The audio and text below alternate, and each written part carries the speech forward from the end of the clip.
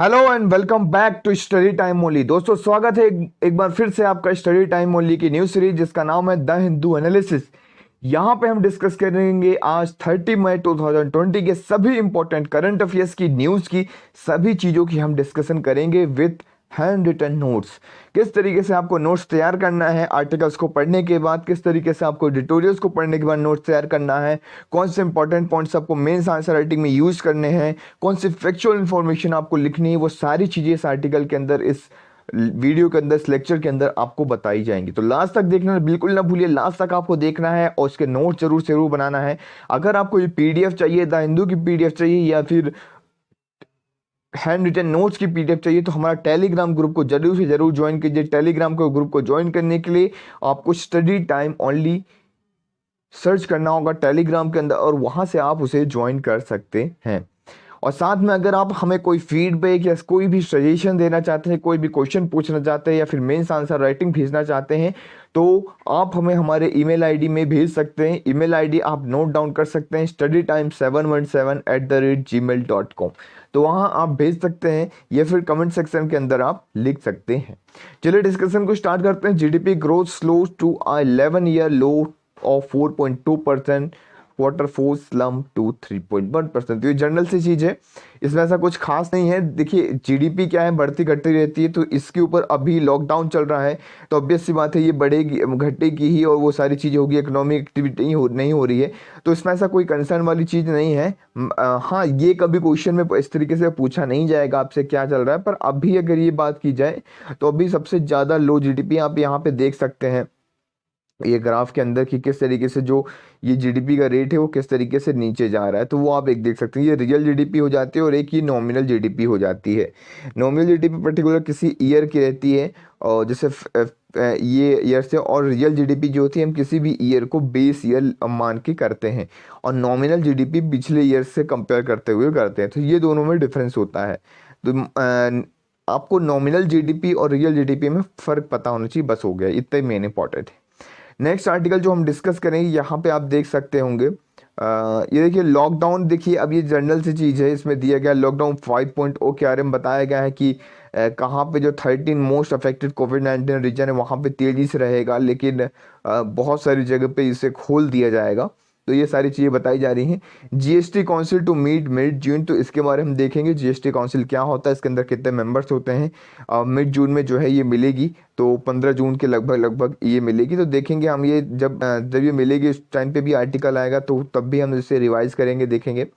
अभी हम मूव करते हैं एडिटोरियल सेक्शन की ओर। देखिए यहाँ पे पहला आर्टिकल है entering ties with Canberra the virtual way. तो ये इंडिया और ऑस्ट्रेलिया की समिट की बात की जा रही है, तो इसमें से हमको डिस्कस करना है इंडिया और ऑस्ट्रेलिया रिलेशनशिप के बारे में।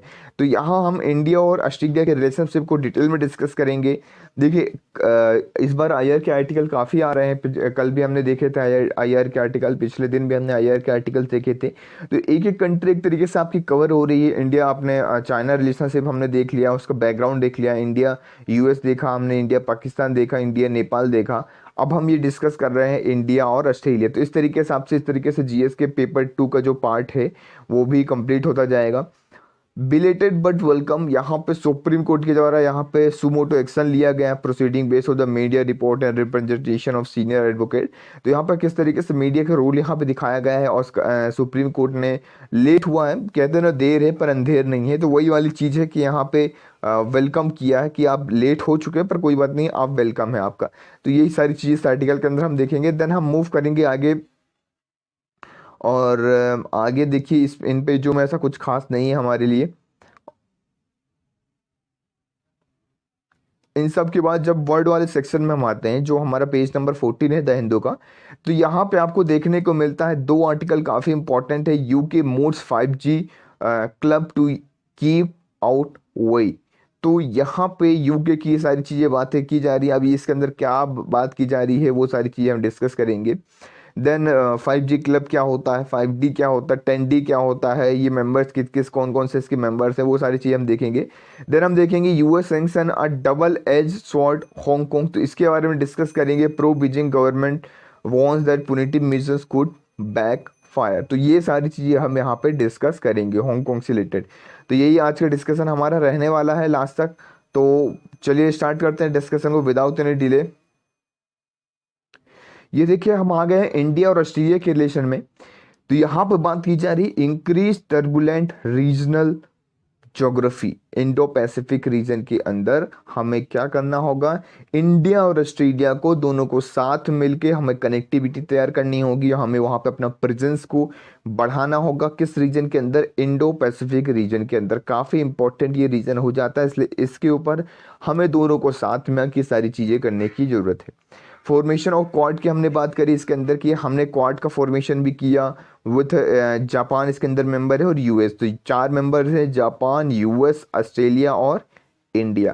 तो ये 4 मेंबर जो मिलके क्या बनाते हैं, क्वाड बनाते हैं। क्वेश्चन राइज हो सकता है क्वाड के अंदर कितने मेंबर हैं, कौन कौन से मेंबर हैं, तो आपको पता होना चाहिए India, Australia, Japan and US. Mutual logistic support agreement, अब देखिए ये बहुत इंपॉर्टेंट हो जाता है। जिस तरीके से हमने लॉजिस्टिक सपोर्ट एग्रीमेंट यूएस के साथ किया है, साइन किया है, तो उस तरीके से हम ऑस्ट्रेलिया के साथ भी साइन कर सकते हैं, जो डिफेंस कोऑपरेशन इन्हेंस करेगा हमारे। तो ये बहुत इंपॉर्टेंट हो जाता है डिफेंस कोऑपरेशन को इन्हेंस करने के लिए। अब इसके अंदर is to conduct joint military exercise, जो हमारी जॉइंट मिलिट्री एक्सरसाइज होती है, नेवल एक्सरसाइज, वो ये आप याद रखना है, AUSINDX, ऑस्ट्रेलिया सिंडेक्स, AU सिंडेक्स। तो इस तरीके से आप इसको याद रख सकते हैं।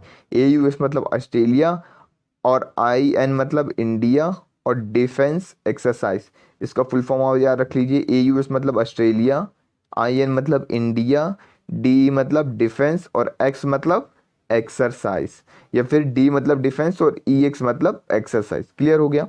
चलिए एक बार और अच्छे से मैं बता देता हूँ आपको। यहाँ पे AU का मतलब क्या है, अलग से डिफाइन कर लीजिए, ऑस्ट्रेलिया, AUS सॉरी। IN का मतलब क्या है यहाँ पे, इंडिया। डी का मतलब क्या है यहाँ पे, डिफेंस। EX का मतलब क्या है, एक्सरसाइज। तो ये क्या है, ऑस्ट्रेलिया इंडिया डिफेंस एक्सरसाइज। इस तरीके से आपको चीज़ों को डिकोड करना बहुत इंपॉर्टेंट हो जाता है। तो यहाँ पे ये बात की जा रही है वर्चुअल समिट की। अब देखिए ये जो है हमने प्रीवियसली ये चीज़ डिस्कस की थी, मतलब एक तरीके से प्रीवियसली जो है कॉपरेशन किया था यूएस के साथ, तो उसके बारे में बात की जा रही है। अब कौन कौन से एरिया के अंदर क्या क्या चीज़ें वो देख लेते हैं हम। MOU sign by Tony Abbott. तो टोनी अबॉट जी जब थे वहाँ पे, तो उस टाइम पे ये MOU साइन किए थे, किस किस के ऊपर, हमने स्पोर्ट्स के ऊपर किए थे, क्योंकि ऑस्ट्रेलिया स्पोर्ट्स में काफ़ी आगे है और बहुत सारी चीज़ों में वो आगे है। एजुकेशन और ट्रेनिंग के मामले में हमने वहाँ पे साइन किया था। हमने टेक्निकल वोकेशनल एजुकेशन का हमने इस तरीके से मेमोरेंडम ऑफ अंडरस्टैंडिंग साइन किया था। रिवर क्लीनिंग के ऊपर हमने साइन किया था, memorandum of understanding and water management के ऊपर किया था। तो इस तरीके से चीज़ों को आप मेंशन कर सकते हैं कि जो भी इंपॉर्टेंट चीज़ें होती हैं जो हमने साइन की हैं, तो वो आपको पता होना चाहिए। इकोनॉमिक एरिया के अंदर हम बात करते हैं, ये इंपॉर्टेंट हो जाता है कि इकोनॉमिक एरिया के अंदर ऑस्ट्रेलिया के साथ हमारा क्या क्या चीज़ें हैं। तो हमने एग्रीकल्चर के ऊपर हो गया, मैन्युफैक्चरिंग के ऊपर हो गया, स्किल डेवलपमेंट के एक बहुत हमने जोर दिया, साथ में हेल्थ इंफ्रास्ट्रक्चर बहुत ज़्यादा इंपॉर्टेंट रोल प्ले करता है, then infrastructure, then new technology. तो ये सारी चीज़ें हमने डिस्कस करी। इकोनॉमिक एरिया कौन कौन सा है जिसके अंदर हमने चीज़ों को साइन किया, कॉपरेशन की बात करी, मेमोरेंडम ऑफ अंडरस्टैंडिंग ऑस्ट्रेलिया के साथ कौन कौन सी किस किस एरिया के अंदर हमने साइन किए। ये आपको जनरल सी चीज़ें हैं जो आप इंडिया और ऑस्ट्रेलिया का रिलेशन जब भी लिखने के लिए आए, आप इन चीज़ों को जनरल चीज़ें हैं जिनको आप मेंशन कर सकते हैं। डिफेंस का डायमेंशन देख लेते हैं। डिफेंस डायमेंशन के अंदर एक बहुत इंपॉर्टेंट रोल प्ले करता है, तो इसको अलग से आपको मेंशन का होगा। टेररिज्म को काउंटर करने के लिए हमने साइन किया। ह्यूमैनिटेरियन असिस्टेंस के लिए हमने यहाँ पे लेके आया ह्यूमैनिटेरियन असिस्टेंस, ये आपको याद रखना है। Then NPT non proliferation treaty के बारे में डिस्कस किया। डिसआर्मामेंट एक बहुत इंपॉर्टेंट रोल प्ले करता है। साइबर क्राइम प्रिवेंशन से रिलेटेड एक बहुत ज़्यादा इंपॉर्टेंट हमने चीज़ों को साइन किया और कॉपरेशन की बात करी, और मैरीटाइम सिक्योरिटी जो कि हमारे लिए काफ़ी इंपॉर्टेंट हो जाता है। तो ये सारी चीज़ें आपको याद रखनी है, ये सारी की सारी चीज़ें बहुत ज़्यादा इंपॉर्टेंट हो जाती हैं, इसलिए इसको आप ज़रूर से ज़रूर नोट डाउन कर लिए, या फिर इसको आप डाउनलोड कर सकते हैं। मैं पीडीएफ जो है आपके लिए अवेलेबल करवा देता हूँ हर सुबह सुबह, और द हिंदू का न्यूज़पेपर भी अवेलेबल करवा लेता हूँ टेलीग्राम ग्रुप के अंदर। तो ज़रूर से उसको ज्वाइन कीजिए। टेलीग्राम ग्रुप का लिंक आपको मैं नीचे या तो दे दूंगा, या फिर आप स्टडी टाइम ओनली सर्च कर सकते हैं। जो चैनल का नाम है वही चैनल का नाम आप सर्च कर सकते हैं। अगर चैनल में नए हैं तो चैनल को सब्सक्राइब जरूर करें, और फटाफट इसको शेयर जरूर कर दीजिए। अभी के अभी इसको लाइक कर दीजिए, क्योंकि बहुत सारी चीज़ें लगती है, मेहनत लगती है इसको बनाने में, तो इसलिए थोड़ा सा आपको हेल्प चाहिए। Australia permanent inclusion in the Malabar exercise, हम क्या प्रमोट कर रहे हैं, हम उसे मालाबार एक्सरसाइज के अंदर ले आने की कोशिश कर रहे हैं। इंडिया क्या कर रहा है, उसका इंक्लूजन करने की कोशिश कर रहा है कि ऑस्ट्रेलिया मालाबार एक्सरसाइज के अंदर पार्टिसिपेट करे।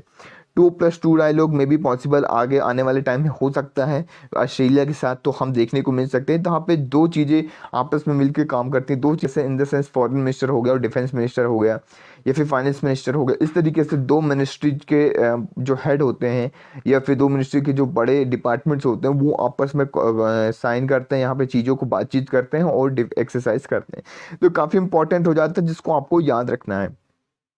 इस आर्टिकल के अंदर छोटा सा एक पॉइंट मेंशन था कि better cooperation with these countries can help to manage the efficiency of WHO route. सिर्फ डब्ल्यूएचओ की बात नहीं की जा रही है यहाँ पे, हम जनरलाइज कर सकते हैं चीज़ों को कि सिर्फ डब्ल्यूएचओ ना होके अगर हम कंट्री इस तरीके से सभी कंट्री आपस में मिलजुल कर कॉपरेशन बना के रखें। देखिए यहाँ पे एक पॉइंट आता है चाइना को काउंटर करने का। तो ऑस्ट्रेलिया के साथ जो हमारा रिलेशन है वो सिर्फ चाइना को काउंटर करना ही नहीं है, बल्कि इससे बढ़कर कुछ भी बहुत ज़्यादा रिलेशन है। तो जैसे एक डब्ल्यूएचओ का रोल अपने से अच्छे से रोल निभाए, जब भी कभी पेंडेमिक की सिचुएशन आती है, कभी हेल्थ क्राइसिस आती है, तो उस सिचुएशन में तो इस तरीके से जब कंट्री एक साथ रहेंगी, कॉपरेशन रहेंगी, तो जो इन्फ्लुएंस है डब्ल्यूएचओ का और इंटरनेशनल ऑर्गेनाइजेशन का, जो इन्फ्लुएंस है एक या दो कंट्री के जो होता है वो नहीं देखने को मिलेगा, वो बराबर जो होगा टोटली जो है बटेगा। तो वो इम्पोर्टेंट हो जाता है कि वो हर एक चीज़ को, हर एक एस्पेक्ट को क्लियर करते हुए आगे बढ़े। तो ये आपको याद रखना है। नेक्स्ट हमने डिस्कस किया था बिलेटेड वर्ल्ड वेलकम, ये काफ़ी अच्छा इंपॉर्टेंट है। देखिए इसके अंदर ऐसा कुछ खास नहीं है, बस इस पे आप चीज़ें देख सकते हैं। अभी मे बी पॉसिबल इसके अंदर आगे आर्टिकल्स और आएंगे, तब हम इसको और डिटेल में डिस्कस करेंगे। 3 जज बेंचेस जो है क्रिएट की गई है सुमोटो एक्शन के द्वारा, based on the media report central and state dealing with the crisis faced by worker. अब देखिए क्या होता है, कुछ सेंटर ने लॉ बनाया, कुछ स्टेट्स के लॉ हैं जो कि डील करते हैं क्राइसिस से बाय द वर्कर, जो मतलब क्राइसिस जो फेस कर रहे हैं वर्कर, जैसे कि वो सही तरीके से अपने घर नहीं पहुंच पा रहे हैं।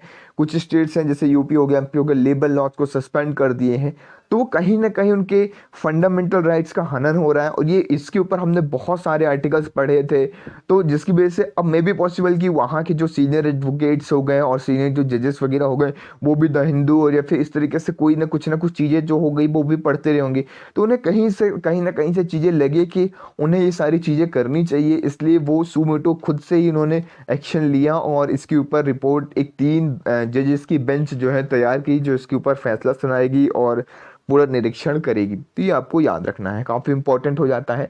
तो यहाँ से आप एक चीज़ और लिख सकते हैं, इस केस को मेंशन कर सकते हैं कि मीडिया का कितना इंपॉर्टेंट रोल हो सकता है। जब भी मीडिया का रोल लिखने के लिए आपको आए या फिर पॉजिटिव रोल लिखने के लिए आए, तो आपको ये बता सकते हैं कि मीडिया पॉजिटिव वे में अगर किसी चीज़ को क्रिटिसाइज कर रही है और चीज़ों को बताया कि जो को राइट्स वगैरह जो है, तो वो सुप्रीम कोर्ट हो गई, हाई कोर्ट हो गई, ये भी कहीं ना कहीं इनसे इन्फ्लुएंस होते हैं और इन ये जो बताते हैं इनकी रिपोर्ट्स के अनुसार पे ये लोग काम करते हैं। तो कहीं ना कहीं चीज़ें क्या है, एक दूसरे से सारी चीज़ें लिंक है। इसीलिए हमें कहा जाता है कि डेमोक्रेसी का जो थर्ड पिलर है वो मीडिया जो है डेमोक्रेसी का थर्ड पिलर है। तो इसीलिए कहा जाता है fourth pillar of the democracy is media. तो इसलिए इंपॉर्टेंट हो जाता है, ये आपको याद रखना है। कोर्ट जो है यहाँ पे बताया गया है कि इस फंडामेंटल सेव करने के लिए आर्टिकल 32 के अंदर सुप्रीम कोर्ट यहाँ पे रिट इशू कर सकता है और हाई कोर्ट यहाँ पे आर्टिकल 226 के तहत रिट इशू कर सकता है। तो ये आर्टिकल्स भी आपको याद रखने हैं, छोटे छोटे आर्टिकल्स हैं। अब 5G क्लब की मैंने बात की थी, देखिए यहाँ पे 5G क्लब जो कि ब्रिटेन जो है इसमें पुश कर रहा है, काफ़ी जोर दे रहा है, एक तरीके से प्रपोज कर रहा है D10 क्लब तैयार करने के लिए। अब D10 क्लब क्या है, मे बी पॉसिबल कि इसके ऊपर आगे जो है डिटेल्स में आर्टिकल्स आ सकते हैं। छोटा सा न्यूज़ था इसलिए मैं इसको कवर कर रहा हूँ। वर्ड वर्ड जो हमारा सेक्शन था न्यूज़पेपर के अंदर, उसके अंदर ये चीज़ मेंशन थी। तो डी क्लब के अंदर कितने कौन कौन से मेंबर हैं वो आपको याद रखना है। यहाँ पे G7 है, देन ऑस्ट्रेलिया है, इसके अंदर कोरिया भी इसके अंदर आ जाता है, और इंडिया सबसे इंपॉर्टेंट इसके अंदर आ जाता है। तो ये आपको याद रखना है कि इंडिया भी इसका पार्ट हो जाता है D10 क्लब का। इसके अंदर ये बताया जा रहा है कि ये आपस में मिलकर कोलैबोरेट करें और 5G टेक्नोलॉजी को तेजी से लेके आए। तो यही सारी चीज़ें इसके अंदर बात की जा रही है कि किस तरीके से हम 5G टेक्नोलॉजी को ला सकते हैं। तो G7 के सभी कंट्रीज जो हो जाते हैं वो इसके अंदर पार्टिसिपेट कर लें, और साथ में ऑस्ट्रेलिया हो गया, कोरिया हो गया और इंडिया हो गया। अभी हमने आज इंडिया और ऑस्ट्रेलिया का रिलेशनशिप पढ़ा, तो उससे आप इस चीज़ को भी लिंक कर सकते हैं कि किस तरीके से हम साथ में मिलकर कोलैबोरेट। तो यहाँ पे चीज़ बताई जा रही है कि आज के टाइम पे जहाँ पे बहुत सारी इंटरनेशनल ऑर्गेनाइजेशन इन सारी चीज़ों के रिलेवेंट जो हो गई ख़त्म होती जा रही धीरे धीरे। जैसे WHO ने अपने अच्छा रोल प्ले नहीं किया पेंडेमिक के टाइम पे, जो उसे रोल प्ले करना चाहिए था, उसे बताना चाहिए था। तो वहाँ पे आज हमें ज़रूरत है हम एक ऐसा डेमोक्रेटिक स्ट्रॉन्ग इंस्टीट्यूशन तैयार करिए। देखिए इंस्टीट्यूशन क्या हो रही है आजकल की, जो इंटरनेशनल इंस्टीट्यूशन है वो सभी कहीं ना कहीं बाइस्ड हो रही हैं। तो आज के टाइम पे हमें जरूरत है कि हम डेमोक्रेटिक इंस्टीट्यूशन को तैयार करें, डेमोक्रेटिक इंटरनेशनल इंस्टीट्यूशन को तैयार करें, डेमोक्रेसी को प्रमोट करें, जहां पे किसी एक या दो कंट्री का इन्फ्लुएंस ज़्यादा न रहे। जैसे चाइना अगर किसी को बहुत ज़्यादा वहां पे पैसा दे रहा है, तो ऐसा ना हो कि चाइना का फैक्टर देखने को मिले, चाइना जो चाहे वो कर सके, ये सारी चीज़ें देखने को नहीं मिलना चाहिए। तो हमें क्या करना है, हमें ऐसी चीज़ों को सेटअप करना है, कोलेबरेट करना है, आपस में आना है, टेक्नोलॉजी को बढ़ाना है और मिलकर साथ से लड़ना है। देखिए अलग अलग लड़ेंगे तो बहुत टाइम लगेगा और हम मे भी पॉसिबल कि हम हार सकते हैं, लेकिन एक साथ मिलकर लड़ेंगे तो हम जीत सकते हैं। तो ये काफ़ी इंपॉर्टेंट बात आपको याद रखनी है। इस तरीके से आप भी चीज़ें कर सकते हैं कि जो मैं आप लोगों के लिए कर रहा हूँ, नोट्स तैयार कर रहा हूँ, और आप लोगों के लिए एक ईजी वे में कि आपका टाइम यहाँ पे बचे। मुश्किल से आधे घंटे का ये सेशन होता है, आधे घंटे के अंदर बहुत सारी इंपॉर्टेंट न्यूज़ डिस्कशन सारी चीज़ें नोट्स के तहत आपको मिल जाती हैं कि आपको फटाफट चाहें तो आप टेलीग्राम ग्रुप से डाउनलोड कर सकते हैं। साथ में PIB न्यूज़ हो गई और वन लाइनर जो प्रीलिम्स के लिए फैक्चुअल इन्फॉर्मेशन हो गई, उसके लिए 5 से 10 मिनट का मैं अलग से एक लेक्चर लेके आ जाता हूँ, तुरंत द हिंदू के बाद आपको मिल जाएगा। तो वो आपको देखिए ये क्या है, यही चीज़ें कोलैबोरेशन काम करती है। आप लोग लेक्चर को शेयर करते रहिए, लोगों को और एजुकेट करते रहिए अपने हिसाब से जितना हो सकता है। तो बस यही चीज़ें रहेंगी। अब देखिए यहाँ पे नेक्स्ट है चाइना जो हांगकांग की टेरिटरी ले रहा है। मतलब एक तरीके से चाइना ने क्या किया है, लॉ बनाया है, टेरिटरी ले नहीं रहा है। पहले 1997 के पहले जो होता था, हांगकांग क्या था, एक ब्रिटिश कॉलोनी थी, ये आपको पता होना चाहिए। इसके बाद 1997 के बाद चाइना का पार्ट बन जाती है। अब चाइना ने क्या कर रहा है, एक नेशनल सिक्योरिटी लॉ ला रहा है, वो आपको याद रखना। नेशनल सिक्योरिटी लॉ के तहत चाइना क्या कर रहा है, फ्रीडम एक तरीके से कर्व करेगा हांगकांग को, ये आपको याद रखना है। चाइना क्या करेगा, फ्रीडम को कर्व करने की कोशिश करेगा। तो इसी में क्या किया है, US ने सैंक्शन लगाया, मतलब एक सैंक्शन लगाने की बात कर रहा है, नेशनल सिक्योरिटी लॉ लेके आ रहा है जिसके तहत फ्रीडम कर्व करेगा।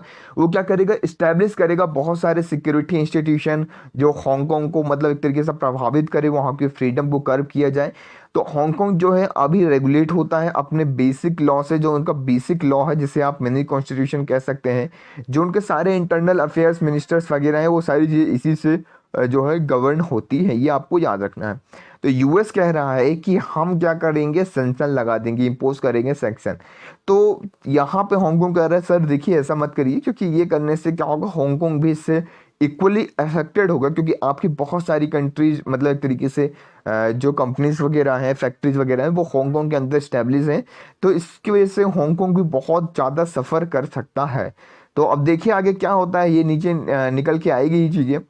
अब यहाँ पे जो है चाइना बोल रहा है कि आप हमारे इंटरनल मैटर पे मत घुसिए, मत वो करिए, लेकिन US कह रहा है मैं सैंक्शन लगा दूंगा। अगर आपने ये लेके लाया इस तरीके से उनके फ्रीडम कर्व करने की कोशिश करी, तो मैं सैंक्शन लगा दूंगा। क्योंकि देखिए अल्टीमेटली क्या हो रहा है कि ये आएगा, फ्रीडम कर्व होगा, यहाँ पे नए लॉ बनेंगे, तो कहीं ना कहीं चाइना जो US की जो कंपनीज है वो कहीं ना कहीं प्रभावित होंगी, इसलिए US इस तरीके से स्टेप्स ले रहा है। ट्रम्प वर्सेस ट्विटर की मैं बात करता हूं। देखिए ट्विटर ने अभी जनरली क्या किया था, हमने प्रीवियस आर्टिकल्स के अंदर देखा था, जब हम प्रीवियस डे के अंदर डिस्कस कर रहे थे, तो हमने देखा था कि ट्विटर के अंदर ट्रम्प ने कुछ ट्वीट किया था, उसके अंदर कुछ इन्फॉर्मेशन ऐसा बोल रहा था ट्विटर गलत है, तो मैं भी उसको हटाने की बात चल रही थी। तो यहाँ पे ट्विटर यहाँ पे क्या कर दिया है ट्रम्प ने, ये तो चलते रहता है Trump versus Twitter, Trump versus ये, ट्रम्प तो हर एक चीज छेड़खानी करता रहता है। तो एग्जीक्यूटिव ऑर्डर के तहत वो क्या कर रहा है, फेडरल कम्युनिकेशन कमीशन एफसीसी, आपको याद रखना, टू री एग्जामिन हाउ प्रोटेक्शंस ग्रांटेड। तो ये रिव्यू करेगा यहाँ पे इनके जो लॉ हैं, जनरली लॉ को रिव्यू करेगा कि जो प्रोटेक्शन जो यहाँ पे ग्रांटेड दिए गए हैं वो री एग्जामिन इसको करने की कोशिश करेगा अंडर द पर्टिकुलर लॉ। कुछ इसके लॉ हैं such as the Facebook, Twitter, इन जो इनसे रेगुलेट होते हैं उन सबको री एग्जामिन की बात कर रहा है, और इसका रोल किस तरीके से निकल के आएगा वो यहाँ पे डिस्कस करेंगे। तो मेरी पॉसिबल जब ये अगर ये कोई ऐसा स्टेप्स उठाता है तो आर्टिकल आएगा डिटेल में, तो हम उसको डिटेल में डिस्कशन करेंगे। तो अभी बस आपको इतना याद रखना है कि ये एग्जीक्यूटिव ऑर्डर उसने जारी किया है। अब देखिए आगे क्या होता है, क्या चीज़ें निकल के आती हैं वो आगे देखने को है। अब एक और चीज था जीएसटी काउंसिल, जो पेज नंबर फर्स्ट के अंदर ही मेंशन था, उसको हम देख लेते हैं। ये कॉन्स्टिट्यूशनल बॉडी है, ये आपको याद रखना है कैसी बॉडी है। जीएसटी काउंसिल एक कॉन्स्टिट्यूशनल बॉडी है, अंडर द आर्टिकल 279 ए के अंदर मेंशन है। तो आर्टिकल बहुत इंपॉर्टेंट है, ये आपको याद रखना है। ये क्या करते हैं, रिकमेंडेशन देती है किस चीज में, यूनियन गवर्नमेंट और स्टेट गवर्नमेंट दोनों को देती है। जीएसटी काउंसिल मतलब जीएसटी से रिलेटेड यहाँ पे कहाँ इसका डिस्ट्रीब्यूशन कितना होना चाहिए। जीएसटी कब आया था आपको पता होना चाहिए, 101 कॉन्स्टिट्यूशनल अमेंडमेंट एक्ट 2016 के तहत जीएसटी हमारा इंडिया में लागू किया गया था 1 जुलाई 2016 से। ये तो आपको पता होना चाहिए। इसके जो चेयरमैन है, chair by the union finance minister, इसको चेयर करते हैं। तो ये आपको इंपॉर्टेंट हो जाता है, ये आपको बहुत अच्छे से याद रखना है। आगे चलते हैं। देखिए ये जो है नेशनल जुडिशियल अपॉइंटमेंट कमीशन की एक बात चल रही थी, तो NJAC national judicial appointment commission, इसके बारे में हम डिस्कस करेंगे क्या है ये, क्या इसकी इंपॉर्टेंट इन्फॉर्मेशन है, तो उसको देख लेते हैं हम। पहले कंपोजिशन ऑफ कॉलेजियम सिस्टम देख लीजिए। एक जो कॉलेजियम सिस्टम होता है इसके तहत क्या होता है, चीफ जस्टिस ऑफ इंडिया के अंदर रहते हैं, सीनियर जज ऑफ 4 सीनियर जज ऑफ सुप्रीम कोर्ट और chief justice of high court, जो कि डिसाइड करते हैं यहाँ पे कि कहाँ पे कितने मतलब जजेस की आयुक्ति करते नियुक्ति करते हैं। तो वो कॉलेजियम सिस्टम के तहत होता है। तो जनरली यहाँ पे कहा जा रहा था कि नेपोटिज्म देखने को मिलता है कि जज का बेटा ही जज बनेगा, और मतलब नेपोटिज्म वगैरह जो हो गया, फेवरेटिज्म वगैरह हो गई, ये सारी चीज़ें यहाँ पे बात की जा रही थी, देखने को मिलता है। अब इसके अंदर यहाँ पे दो रखा गया है point in favour of NJC और अगेंस्ट। आपको कभी भी क्वेश्चन आ जाए एनजेसी से रिलेटेड तो 2 पॉइंट अगर आपसे पूछा जाए, एक फेवर में पॉइंट पूछा जाए और एक अगेंस्ट में पॉइंट पूछा जाए, तो आपके पास दोनों पॉइंट होना चाहिए जो आप मेंशन कर सकें। तो यहाँ पे आप देख सकते हैं सबसे इंपॉर्टेंट ये हो जाता है कि एनजेएसी जो है, आपको याद रखना है, national judicial appointment commission will bring a transparency in the selection. अगर एनजेएसी आता है तो क्या होगा, ट्रांसपेरेंसी आ जाएगा। ये क्या करेगा, ट्रांसपेरेंट वे में कि हाँ आप ने जैसे नेशनली लेवल पे जुडिशियल अपॉइंटमेंट कमीशन बनेगा, जिस तरीके से यूपीएससी वगैरह का एग्जाम होता है और आईएएस आईपीएस ऑफिसर जो है यहाँ पे सेलेक्ट किए जाते हैं, तो उनका ट्रांसपेरेंट रहती है सारी चीज़ें। अब ऐसा तो नहीं हो रहा कि वही सेलेक्ट कर रहे हैं आईएएस को भी, जो आईएएस हैं वही सेलेक्ट कर रहे हैं। तो ये सारी चीज़ें तो देखने को नहीं मिलती। आप तो एग्जाम दे रहे हैं तब जाके वो होता है, आपकी क्वालिफिकेशन सारी चीज़ों पे डिपेंड करता है। तो ये सारी चीज़ें आपको याद रखनी है। इसके अगेंस्ट में देखते हैं does not guarantee the best selection. अब लेकिन इससे ये गारंटी नहीं होता कि जो सेलेक्ट होके आया है वो बेस्ट ऑफ बेस्ट है। ये बहुत इंपॉर्टेंट पॉइंट है, ये भी आप लिख सकते हैं अगेंस्ट में। जब बात की जा रही है यहाँ पे अकाउंटेबिलिटी जरूर होगी, ब्रिंग होगी अकाउंटेबिलिटी जो चीज़ अगर एनजेसी आता है तो, लेकिन government is the highest litigant. यहाँ पे गवर्नमेंट जो है हाईएस्ट लिटिगेंट बन के आ जाएगा, जो सारी चीज़ों को कंट्रोल कर सकता है। यहाँ पे बात की जा रही है will stop growing corruption and nepotism in the selection. जो अभी तक नेपोटिज्म देखा जाता था, करप्शन देखा जाता था, वो सारी चीज़ें जो होंगी कम होंगी और स्टॉप हो सकती हैं, बिल्कुल ख़त्म हो सकती है। तो ये आपको याद रखना है। आर्टिकल 124C के तहत इसको मेंशन किया गया है एनजेएसी को, तो ये आपको याद रखना है। फास्टर अपॉइंटमेंट्स हो सकते हैं। देखिए अपॉइंटमेंट के लिए जो टाइम लगता था अब वो नहीं होगा, फास्टर अपॉइंटमेंट्स हो सकते हैं। लेकिन यहाँ पे वीटो पावर जो रहती थी, इनके अंदर वीटो पावर रहती थी, अगेंस्ट में पॉइंट आप ये सारी चीजें लिख सकते हैं। अब देखिए फेवर में आप ये लिख सकते हैं कि ये अनबाइस सिलेक्शन है। सबसे इंपॉर्टेंट कि आप बाइस नहीं, किसी भी पर्टिकुलर पर्सन के तहत, किसी भी पर्टिकुलर ऑर्गेनाइजेशन के तहत, किसी भी चीज़ के तहत आप बाइस नहीं है। अब एनजेसी के अंदर जब आप अगेंस्ट में लिखें तो यहाँ पे पूछा जा रहा है कि आप सिर्फ इसके अंदर 6 मेंबर ही क्यों, वाई द 6 मेंबर्स ओनली। तो ये बहुत इंपॉर्टेंट है, आपको ये क्वेश्चन का आंसर देना है कि सिर्फ 6 मेंबर्स ही क्यों लिए जा रहे हैं। यहाँ पे डेफिनेशन ऑफ एमिनेंट पर्सन क्या होता है वो आप बताइए। एनजेसी एक्ट इलीगल जो है यहाँ पे बताया जा रहा है, एक्ट जो है इलीगल एक्ट कर सकता है। Focus on aspect other than technical competency, तो यहाँ पे अदर एक्सपेक्ट को भी फोकस किया जाएगा यहाँ पे टेक्निकल कंटेम्पेंसी के अलग, तो ये आपको याद रखना है। Parliament deal with the citizens not judiciary, जो पार्लियामेंट है जो वो डील करते हैं सिटीजन से ना कि जुडिशरी से, तो ये एक फेवर में पॉइंट आप लिख सकते हैं।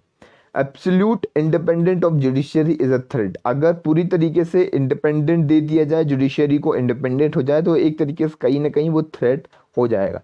क्योंकि हमारे यहाँ सिस्टम क्या है, एक दूसरे को काउंटर करते रहना, मतलब एक तरीके एक दूसरे के ऊपर चेक्स एंड बैलेंस बना के रखना, वो भी आगे समझाऊंगा चेक्स एंड बैलेंस कैसे होता है। यहाँ पे आप अभी समझ लीजिए, सपोज जो एग्जीक्यूटिव हो गई, ये हो गई जुडिशरी हो गई, और ये लेजिस्लेटिव हो गई, तो ये इसके ऊपर उत्तरदायित्व होगी एग्जीक्यूटिव, जुडिशरी जो होगी यहाँ पे लेजिस्लेटिव को, लेजिस्लेटिव जो होगी एग्जीक्यूटिव को, और लेजिस्लेटिव जो है यहाँ पे जुडिशरी को, जुडिशरी एग्जीक्यूटिव को, एक दूसरे को क्या कर रहे हैं, ये एक तरीके से एक दूसरे के ऊपर जो है चेक्स कर रहे हैं और बैलेंस बना के रखे हुए हैं, तो बहुत ज़्यादा इंपॉर्टेंट है।